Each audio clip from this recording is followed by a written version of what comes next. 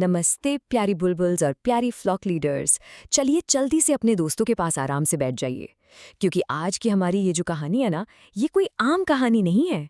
आज हम सीधे एक जादू और रहस्य से भरी दुनिया में कदम रखने वाले हैं, जहां हम एक बहुत ही जरूरी राज सीखेंगे। तो क्या आप सब तैयार हैं तारा की इस जादुई कहानी के लिए?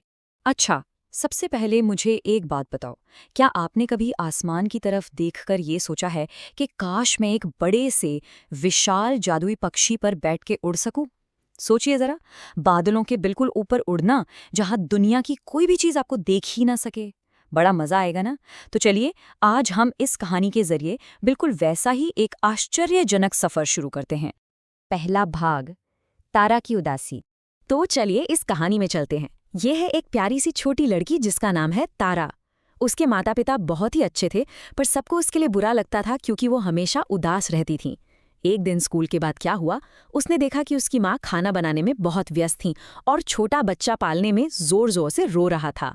अब उनकी मदद करने के बजाय तारा चुपके से एक ठंडे आम के बगीचे में गई और पेड़ के नीचे जाकर छुप गई।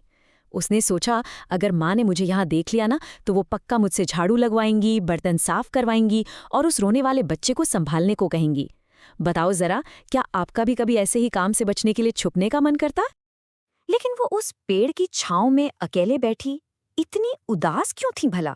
भले ही उसके माता पिता उससे बहुत प्यार करते थे, पर उसे लगता था कि वो बहुत बदकिस्मत है। उसका परिवार गरीब था और वो चाहती थी कि उसके पास महंगे रेशमी कपड़े हों, बालों के सुंदर गहने हों और सोने के हार हों।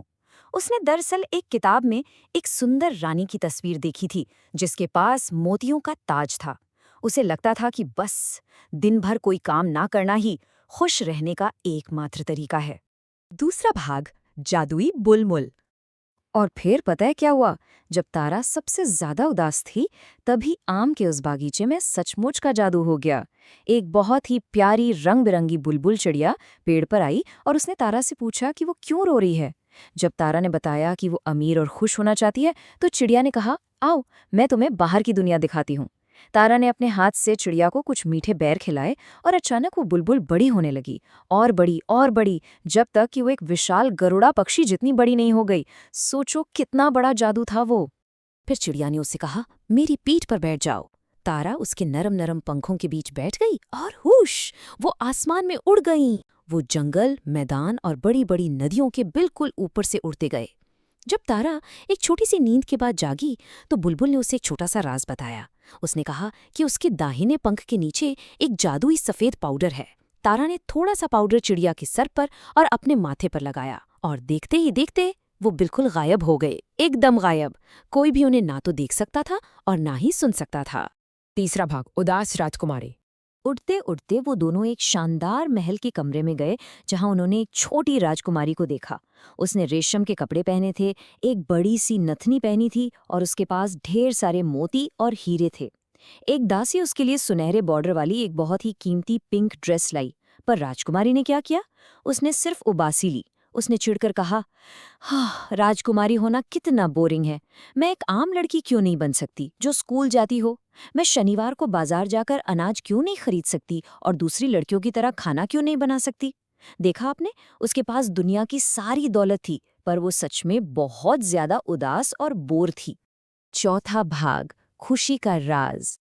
अब देखो यहाँ क्या होता है, ये समझना बहुत जरूरी है। बुलबुल तारा को उड़ाती हुई एक दूसरे शहर ले गई, जहां उन्होंने एक बिल्कुल ही अलग राजकुमारी को देखा।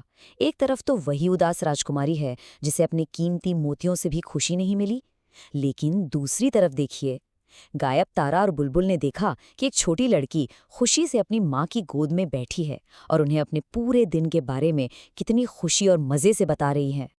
तो आपके दिमाग में सवाल आ रहा होगा कि ये दूसरी लड़की आखिर इतनी खुश क्यों थी? चलिए देखते हैं उसने दिन भर क्या क्या किया। सबसे पहले उसने अपनी पढ़ाई की। फिर बाहर उसे एक भूखी लड़की मिली, तो उसने अपनी मिठाई के लिए बचाया हुआ 1 रुपया उसे दे दिया। वो 1 रुपया देकर उसका दिल एक दिन खुशी से भर गया। फिर दोपहर में वो अस्पताल के बीमार लोगों के लिए संतरे और रोटी लेकर गई, ताकि उन्हें अच्छा लगे। और आखिर में उसने रसोई में जाकर रोटी बनाना भी सीखा। समझ में आया? दूसरों के लिए अच्छे काम करके ही उसे सच्ची खुशी मिली थी।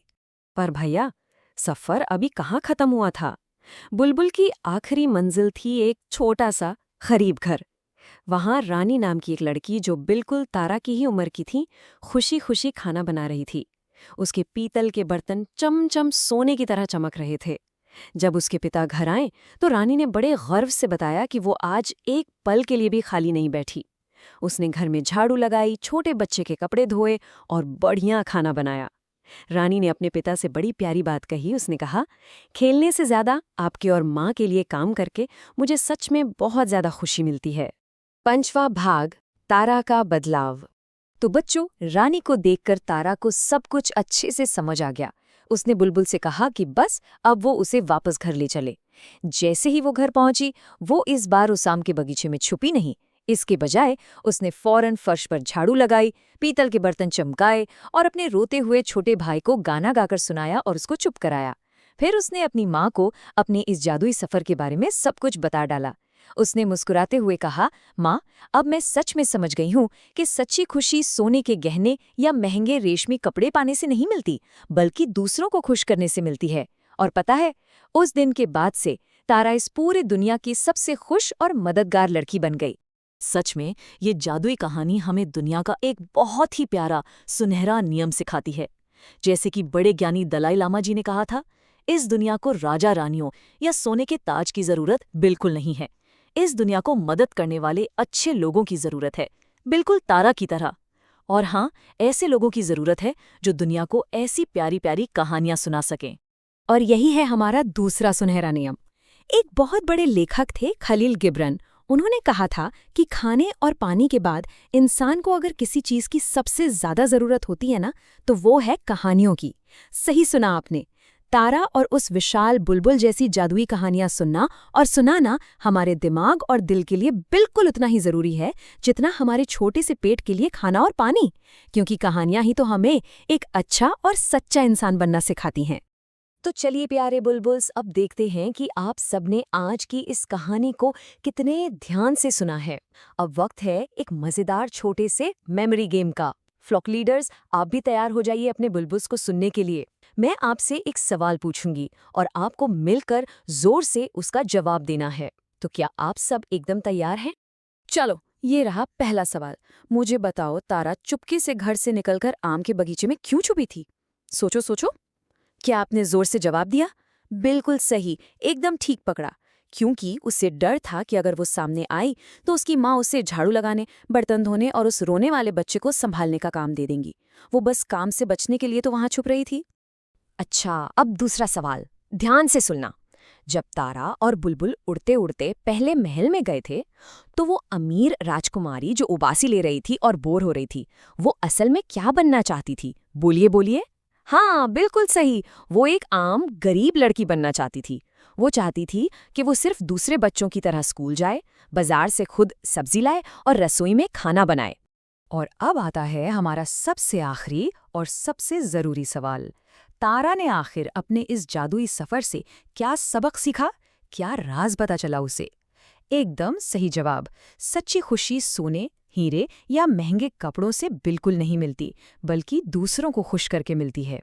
सच पूछो तो दूसरों की मदद करना ही दुनिया का सबसे बड़ा जादू है। बच्चों, ये आखिरी सवाल हमें एक सबसे जरूरी बात सिखाता है। अगर दूसरों की मदद करने से दुनिया की सबसे बड़ी खुशी मिलती है, तो आज आप किसी को खुश करने के लिए क्या अच्छा काम करेंगे? क्या आप घर पर अपनी मम्मी की मदद करेंगे, या फिर क्या आप अपने दोस्त के साथ अपने खिलौने बांटेंगे? इसके बारे में जरूर सोचिए प्यारे बुलबुल्स, और आज ही बाहर जाकर वो खुशी का जादू फैलाइए। हमारी आज की इस प्यारी सी कहानी में शामिल होने के लिए आपका बहुत बहुत शुक्रिया। चलिए, अब आपसे अगले मजेदार सफर में मिलेंगे।